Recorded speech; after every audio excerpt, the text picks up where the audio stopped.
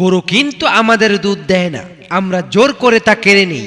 গাধাও বোঝা বয় না, আমরা জোর করে তার পিঠে বোঝা চাপিয়ে দেই। হিসেব মতো সিংহও দুধ দেয়, সিংহও ওজন বইতে সক্ষম, কিন্তু সিংহকে দিয়ে এইসব করানো মানুষের ক্ষমতার বাইরে। এই জন্য একটু বোকা আর ভালো মানুষদের গরু কিংবা গাধার সাথে তুলনা করা হয়। এই দুটো প্রাণীর নামে কোনো মানুষকে ডাকা মানে তাকে অপমান করা, কিন্তু কাউকে সিংহ বললে সে উল্টো গর্ববোধ করে। সেই সিংহ যে আজ অবধি মানুষের উপকার করলো না, যার সামনে মানুষ গেলে মুহূর্তের মধ্যেই পরপারে চলে যাবে, সেই সিংহ হচ্ছে মানুষের চোখে রাজা, আর এই উপকারী গাধা হচ্ছে হাসির বস্তু। তাই অতিরিক্ত ভালো হওয়ার সমস্যা এটাই, অতিরিক্ত ভালো মানুষরা কারো কাছে গুরুত্ব পায় না। তুমি নিঃস্বার্থভাবে ভালো মনে করে ক্রমাগত মানুষের উপকার করতে থাকো, আঘাতের পর আঘাত সহ্য করেও হাসি মুখে কাউকে ভালোবাসতে থাকো, তুমি তার চোখে গাধা ছাড়া আর কিছুই হবে না। যদি মনে করো সে একদিন এগুলোর মূল্য বুঝবে, তাহলে তুমি